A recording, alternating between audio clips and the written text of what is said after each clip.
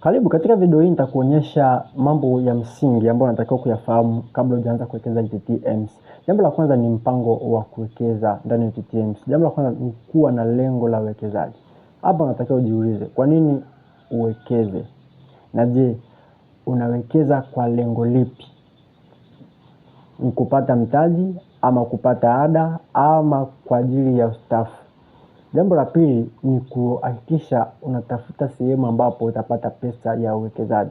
Hapa inaweza ikawa sehemu ya biashara, zile faida unazozipata sehemu yake ndogo unaweza ukatumia kuwekeza kwenye UTT, lakini pia inaweza ikatumika sehemu ya mshahara ambao unaipata kuwekeza ndani ya UTT AMS.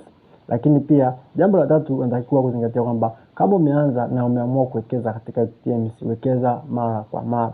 Na jambo la nne ni kuwekeza katika ni kuwekeza sehemu ya fedha yako na si fedha yote. Kama wewe unapata mshahara wa 500,000, usiwekeze 500,000 yote. Weka kiasi cha hiyo 500,000 na fedha nyingine ifanyie biashara ambayo ni active ama uwekezaji mwingine, ili kusudi kuhakikisha unaongeza vipato vya kuzalia fedha.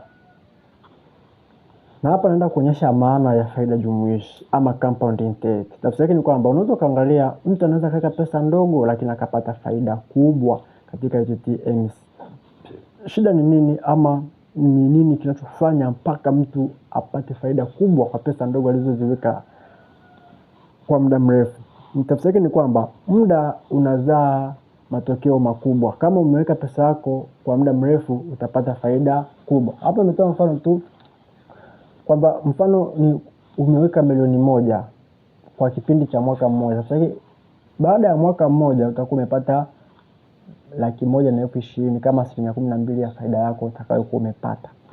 Lakini ile 120,000 itaanza kuzaa faida pia inapomaliza mwaka ule, inapoanza mwaka ule wa pili. Tafsiri yake itaanza kuzaa faida nyingine, na faida itakayozaliwa tena kutoka kwenye zile fedha zitakazoongezeka na yenyewe itaanza kuzaa faida. Kwa hiyo faida zinazidi kuzaa faida.